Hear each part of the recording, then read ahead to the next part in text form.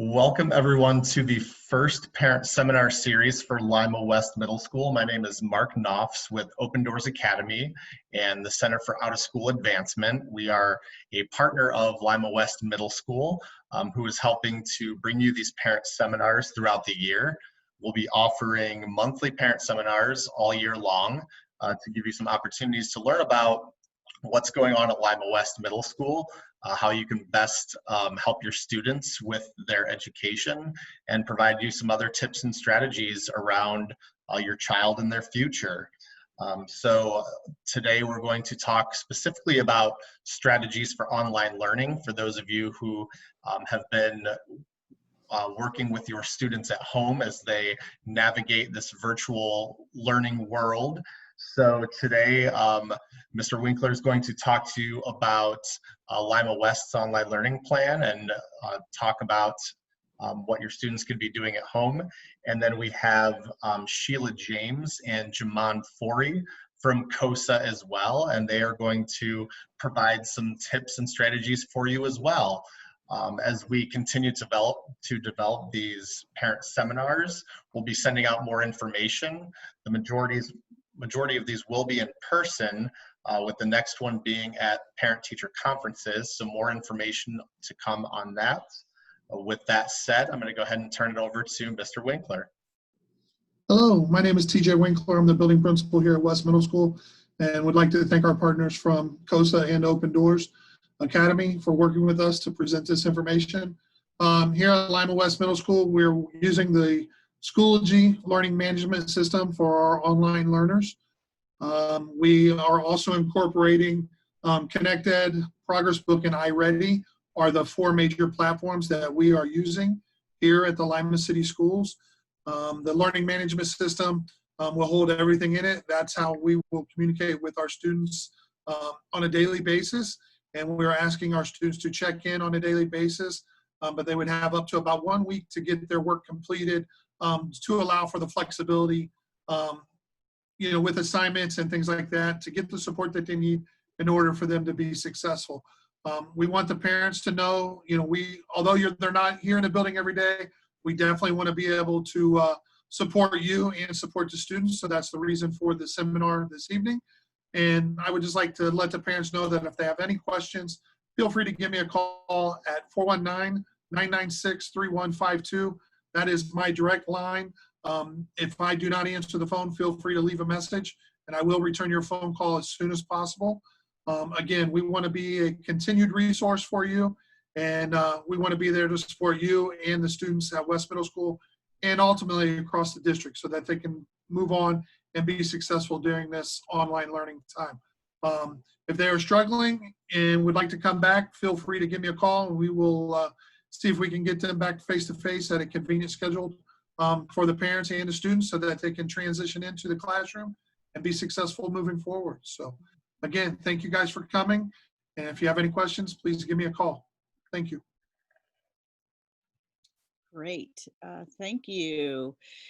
My name is Sheila, and I am one of the regional mentors with COSA, the Center for Out of School Advancement. And I just want to start off by asking Jaman a question. He, like every parent across America, is dealing with homeschooling a child while trying to work. And throughout this process, he has, figured out what works, what doesn't work, and taking care of himself as well as his daughter. So Jaman, if you could share with us, what are some tips that you've taken away from trying to navigate this new space with being a virtual teacher and parent and employee? Well, thank you. As Sheila said, I'm Jaman Fori. I am one of the regional mentors for COSA, and I'm also a kindergarten dad. My daughter started kindergarten a couple weeks ago, and we are diving in and getting started. And I'm going to pick on you, Sheila, because I am not homeschooling. I'm very specific, and I'm very intentional about making, clarifying the difference between the two. If I were homeschooling, I'd be by myself, but I am partnered with an amazing school district, with an amazing teacher that is right there with Jackson every day. So I'm not by myself. I'm not coming up with curriculum. I'm not teaching. The school is doing a great job, and I'm supporting learning at home. So Right. I want to specialize that because it seems like that's what you guys are doing in Lima as well. And we're using Schoology and some of the other things that you all are using. So I'm super excited that it's familiar. But to start, the biggest thing for me has been schedule and consistency. And I think that's the most important thing when getting started with school, period. And one of the major things that I'm telling parents is take a deep breath, exhale, it's okay. Whether we were in person or on the computer or something else in between, the hybrid model, you would be dealing with a child that's not ready for summer to be over. You just would. That's what that looks like. And I think that to give your child some grace, give yourself some grace, and understand that that's already a really interesting transition. Tomorrow's the first day of fall, so we've got the season change. All of those things impact and affect the way we experience the life that we live every day. So for me to be doing that with a kindergartner who's never gone to, as she calls it, big girl school in person before, it's really difficult and it's really interesting. But one of the major things that is most important is that schedule. And Sheila and I, we talk to people all the time because we work from home. We've both worked from home for some time now. And there's little things that you got to do to be ready to work from home. It's not so much of getting your work done. It's making sure that you are ready to do that work. So whatever it takes for you to go to work, if it's packing a lunch, if it's getting dressed, if it's dancing to Beyonce for a couple minutes before you get, whatever you would normally do before leaving the house, that's how you've got to start your day, even though it's at home. And if I may, Jemine, Yeah, go for this it. is a great opportunity for parents to begin helping their children learn time management skills. They are given a set of work that has to be completed in a certain amount of time. So to begin to sit down with them, say on Sunday night or Monday evening, and look at, what are the tasks that I need to complete for the week? What time do I need to give to these tasks? And to sit down and say, okay, for English, which is not my best subject, I'm going to give myself this block of time. For math, which I tend to do really, really well, I only have to use this amount of time. So it's also a good opportunity to teach those soft skills that we talk about so much. And I think it's funny with soft skills, we're youth development folks. And, there's always the whole back and forth between youth development and education piece. And in the youth development world, we use the term 21st century skills. And 21st century skills are those traditionally soft skills. It's everything that a child needs to develop in order to be on track with living in this world that has changed really, really fast around us. I started out really, really young when I started doing this work, and I'm still really, really young. It was last year when I started. So I'm always surprised at how much has changed so fast and how different things are. And, I'll watch an old episode of TV and I saw something specific where they were talking about the classroom of tomorrow and how great it was going to be to teleconference the president into a classroom. And nobody had ever seen that before. And I'm like, oh, honey, this isn't what you want. I promise. This isn't it. But the world is changing really, really fast. And it's not, to start with, being able to leverage technology to do that is great. But the other thing is those self-regulatory things that they can put in place, the time management, the prioritization of tasks, even getting onto some sort of regimen. One of the things that we do at the end of our day, because I have a daughter who she sometimes looks for things to get upset about because she's 5. And if it's not a rainbow unicorn, it's just the worst day ever. So for her, what I do at the end of the day is we outline our day and we think about all of the things that brought us joy and all of the things that we can do differently tomorrow in order to experience joy. And the reason why we use that format is because I want her to understand reflection. And if at the end of our day, we can remember how the day went, we can make plans for tomorrow.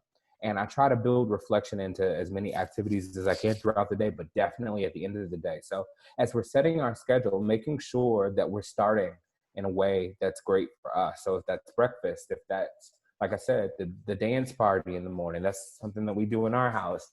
I have to have coffee or I won't be okay. These are things that I know about myself, and what I'm hoping is that in this process and checking in with her throughout the day, that we're setting a schedule that works for her. And I know that she won't always have that flexibility, but she will be able to communicate her need as it shows up when she goes to school in person.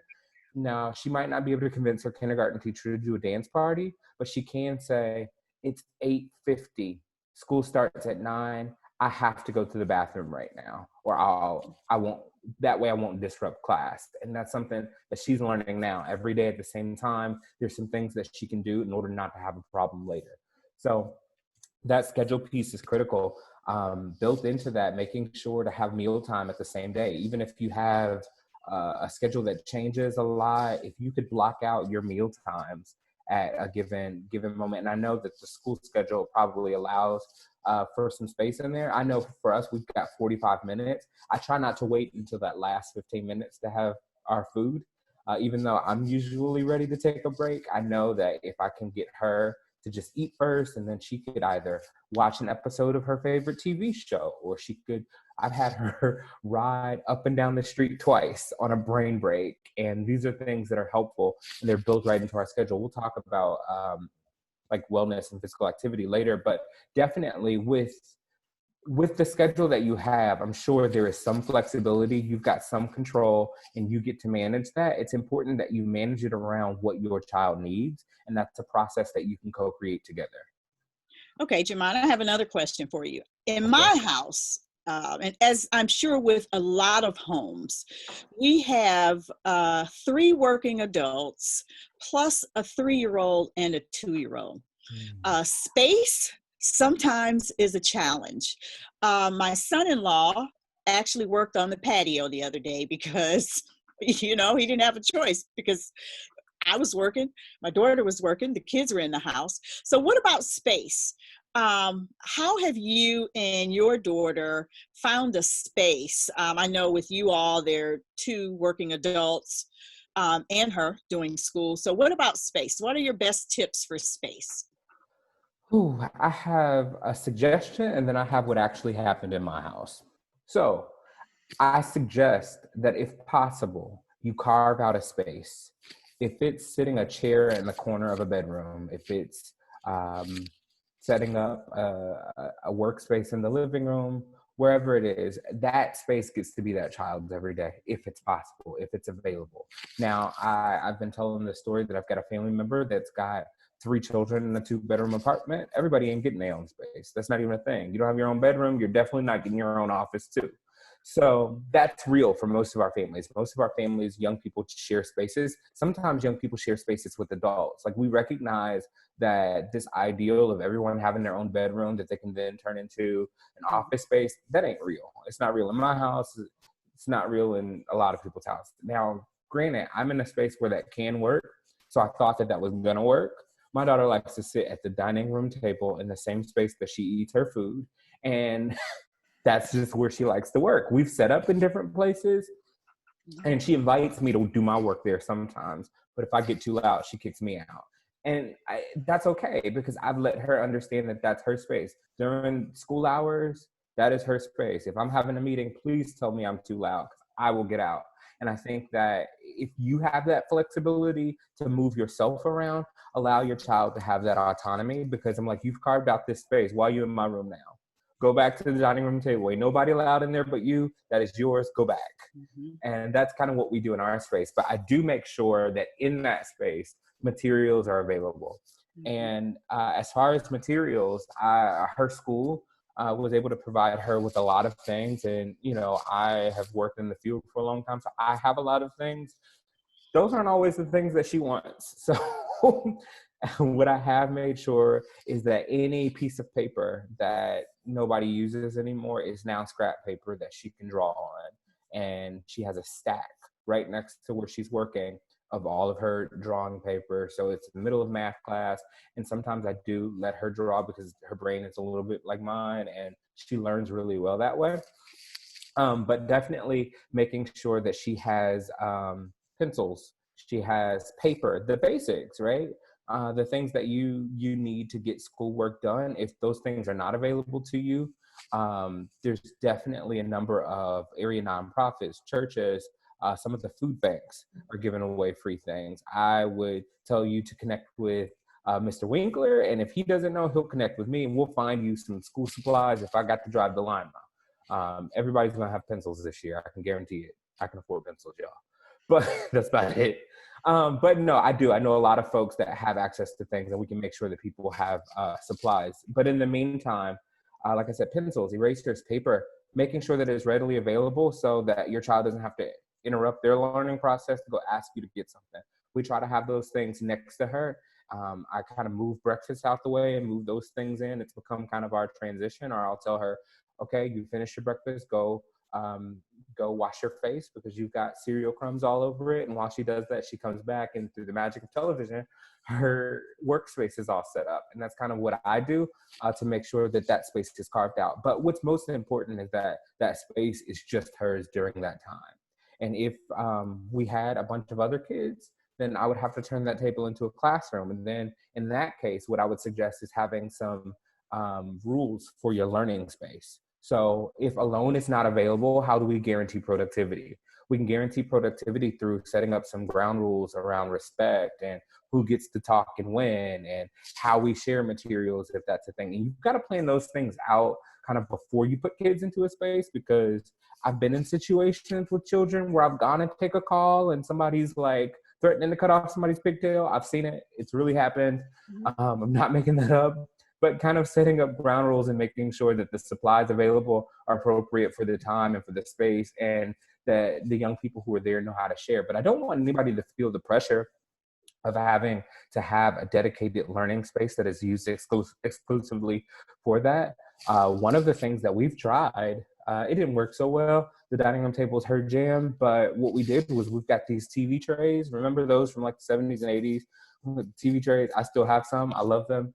And we sat on the couch, and she wasn't feeling it. She didn't like it, but that's how I work now that she took my dining room table. I do that a lot, but that's a way to learn. But in that situation, it's important to make sure that the TV is off. Why? Because you can't watch TV and listen to your teacher at the same time. You can't watch TV and, learn how to count and add and subtract for the first time in your life. Maybe when you get a little bit older, we can figure out some multitasking, but helping young people to understand developmentally where you are. And in this space, you're not in the space where you can do toys and learn at the same time. That's not where we are. Or the TV can't be on at the same time. It's not going to work. Some soft music I can go with. My daughter, she is like a little lawyer in training. She's like, okay, so I can't watch TV, but can you just play my bedtime music quietly? I'm like, sure. It's classical music that we play at night. It's not going to disrupt anything, but she feels inspired by it. All I had to do was press play. It worked. So yeah, that's what I would say in terms of space. There are some resources out there online. I know Sheila, I don't even want to mess this up. This is your jam. Can you tell them of some spaces that they can go to for ideas or customizable things? I know you shared some of those with me, but Pinterest. And there are quite a few people who have created Pinterest boards centered around creating your own home learning space. Really inexpensive ways, like taking a, what do you call it? A project poster board, the trifold poster board. If you have more than one child, you cut it in half.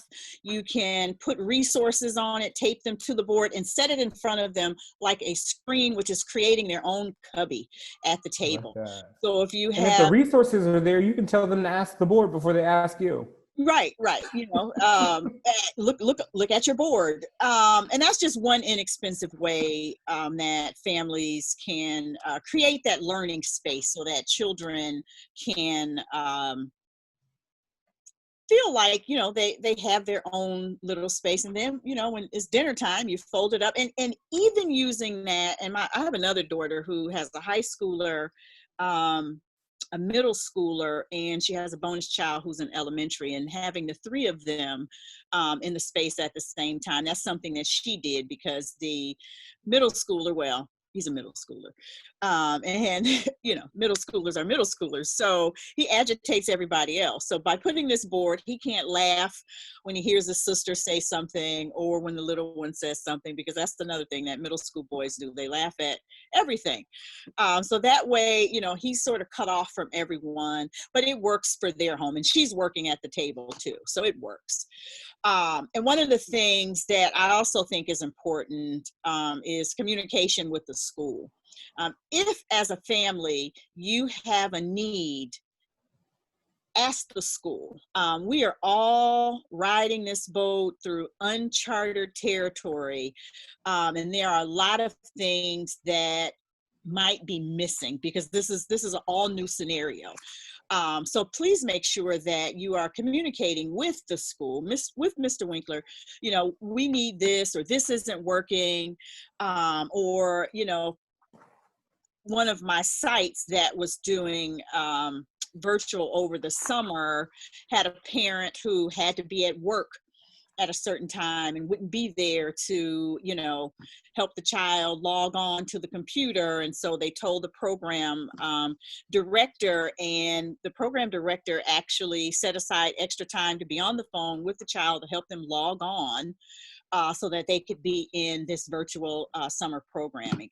But if you don't talk with your school, they're not going to know what you need. And that's on both ends. So story time. I'm that parent. I worked in our school district for about 10 years before I went on to other things. So I know everybody. So the first day of school came and things did not go the way I wanted to. I was ready to get on the phone. I was going to call everybody. I was going to raise holy heck because I could, right? And I paused and I thought about it, and I remembered how hard our teachers are working and how hard our administrators are working and district employees and so on. And they probably got a million calls of what went wrong and what didn't go right. So what I said to myself was, I'm going to be intentional and I'm going to curate my feedback based on my experience. And I want to make sure that I'm communicating good and bad. And when I communicate good, I want to attribute that to the teachers who are working really hard and let them know that I appreciate them. So I've sent emails to be direct and say, hey, thank you. That's meant a lot. But then also when things could have gone a little bit different, I went to the avenues that were already available.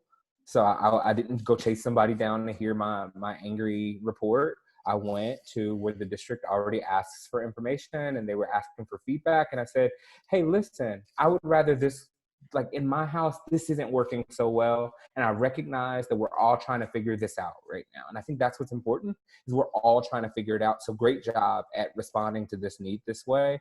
But I have these concerns and I'm hoping that we can work together to figure that out. So if you have something that you need to see changed, make sure that you understand as you communicate that all that it took to get to this thing that you didn't like quite so much. But it did take a lot of work and it is new for everybody. So your feedback is very important. It is important that you let people know what your experience is, but you have to manage that expectation and understand that none of the things that are happening negative are happening directly to you. They don't center you. They weren't, kind of set up before we got started to hurt your feelings or to piss you off. These are things that have happened as a result of everybody doing the very best that they can.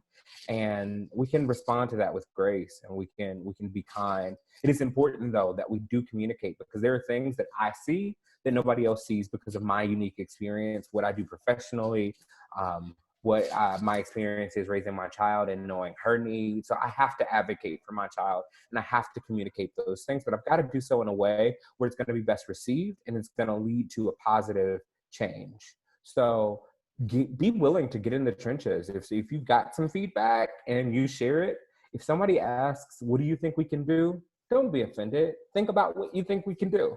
It's going to take all of us to get through it. We are dealing with something that none of us have experienced before, and we're going about it in a way that is brand new, and we've got limited resources. We've got only so many hours in a day, and I'm reading all the data that shows how much longer the work week is actually getting now that we're at home and can answer a Zoom call at night. And I think that everyone is doing the best that they can. And even if you see a situation where you feel like somebody's not giving their best, check on them. ask them, hey, how can I support so that you can give your best? I want us all to have our best, to be our best in support of these young people.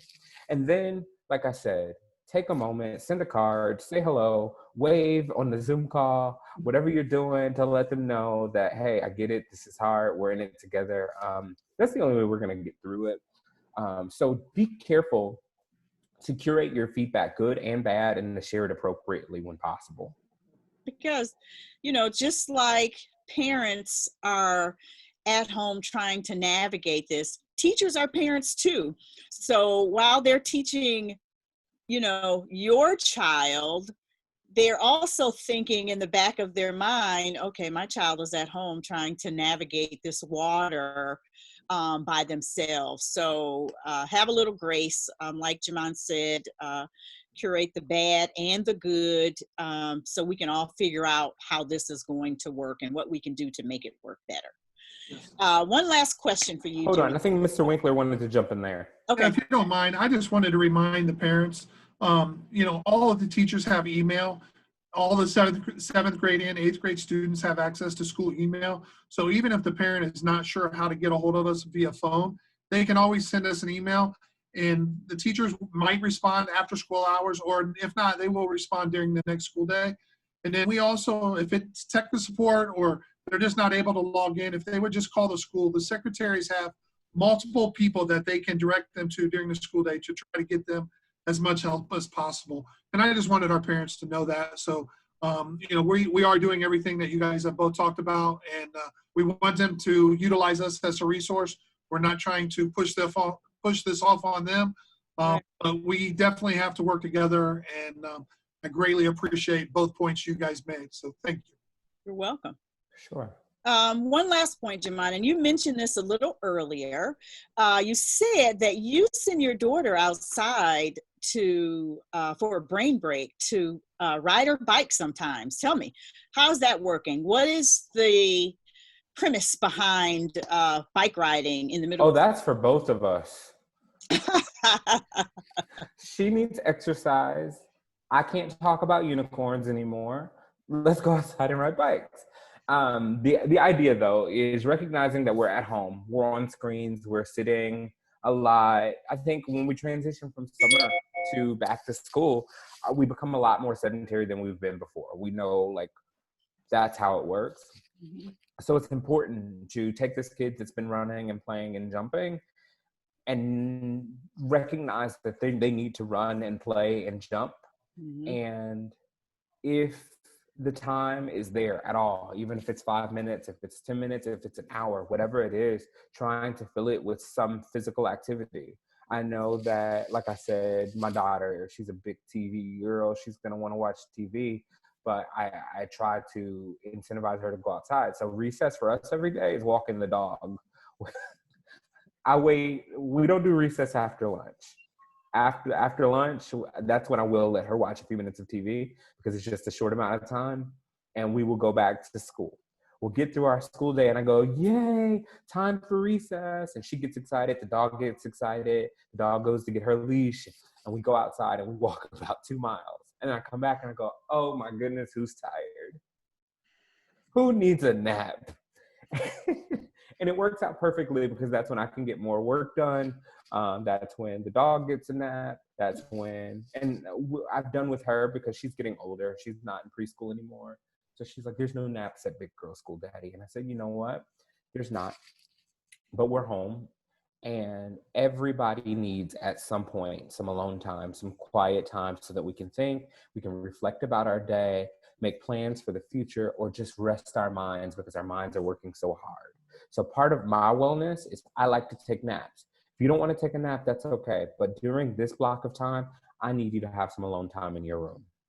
And that's what we do. And usually I'm not napping either because I'm working, but that's how I get her to take the time. And one of the best ways to do that is wear them out, get them outside, running, playing, chasing the dog, riding a bike, whatever possible. But some days we'll go out on the patio together and I'll draw some hopscotch with some chalk. And if my joints and limbs are up to it, I will hopscotch it out with her. But it's about making sure that we're both moving and we're both exercising. I think a lot of us have been home more than normally, and they're calling it the COVID-19 that a lot of us are putting on. And it's not so much about shaming or around weight, because I definitely don't do any of those conversations in my house, but it is making sure that we value being active, and we recognize an active lifestyle is a more often a healthier lifestyle. So trying to be as active as we can be. If it's raining outside, we can do some jumping jacks. If it's marching in place for a while, especially with younger ones, you can